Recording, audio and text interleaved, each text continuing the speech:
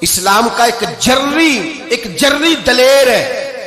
اسلام کو ایک ایسا سپوت اللہ نے عطا کیا ہے کہ یہودی کہتا ہے اگر 6 مہینے یہ شخصیت دنیا میں اور رہتی تو شاید دنیا میں کوئی کافر نہ بچتا. وہ سپوت کون ہے؟ وہ حضرت عمر فاروق رضی اللہ تعالیٰ عنہ.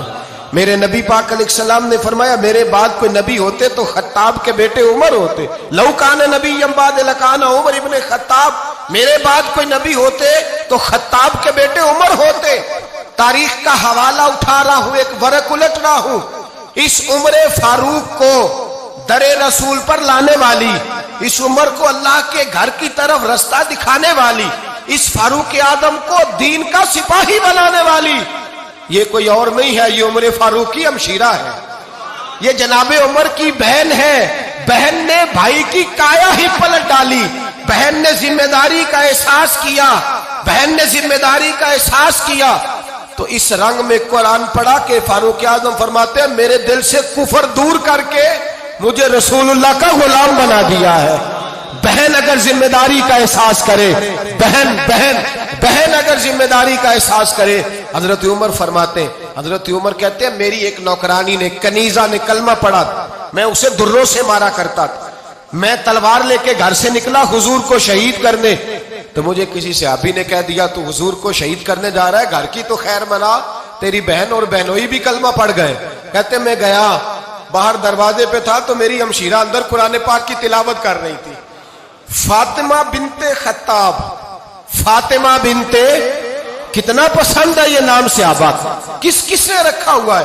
فاطمہ بنت خطاب تلاوت کر رہی تھی. سعید بن زید بہنوئی بھی تلاوت سن رہے تھے.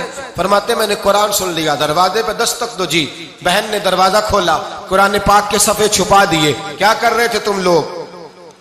بہن خاموش ہو گئی. میں نے کہا بولتے کیوں نہیں؟ مجھے کسی نے بتلایا ہے تم نے کلمہ پڑھا ہے.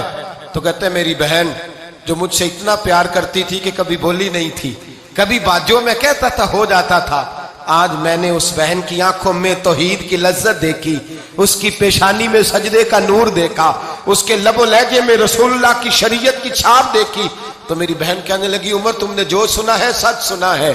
اب میں اور میرا خاوند مصطفیٰ کے نوکر ہیں, اب ہم دین کے پیروکار ہیں. کہتے زور سے تماچا مارا, میں گر گئی. میرے خاوند کو مارا پیٹا, کبھی جھگڑا نہیں ہوا تھا, آج پہلے دن عمر نے مارا. میری پیشانی سے خون نکلا, اٹھ کے کھڑی ہوئی. میں نے کہا تو مجھے جان سے پیارا بھائی ہے, زندگی بھر تیرے سامنے کبھی میں نے کلام نہیں کیا, لیکن عمر یہ توحید کی بات ہے, یہ رسول اللہ کی بات ہے.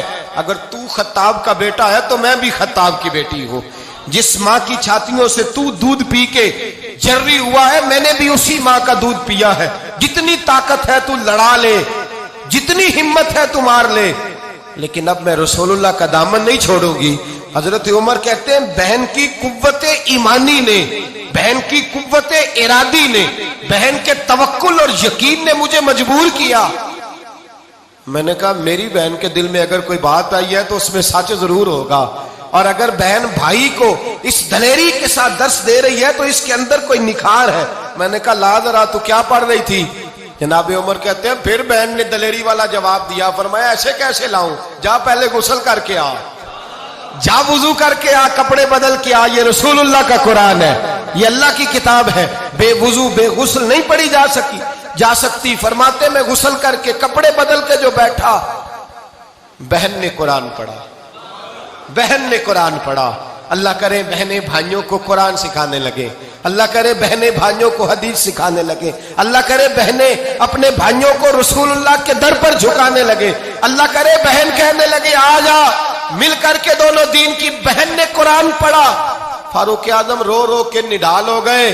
حضرت عمر کہتے ہیں بہن کی زبان سے چند آیتیں سنی تو میں نے کہا مجھے باندھ لو, ہاتھ باندھ لو. میں حضور کو قتل کرنے کے ارادے سے آیا تھا نا, اب مجھے باندھ لو.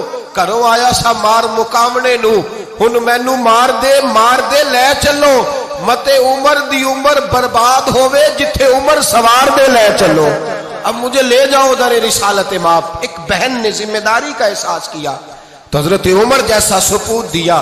بہنیں اگر ذمہ داری کا احساس کریں, ذمہ داری کا احساس کریں تو اسلام میں بہت بڑا انقلاب آ سکتا ہے.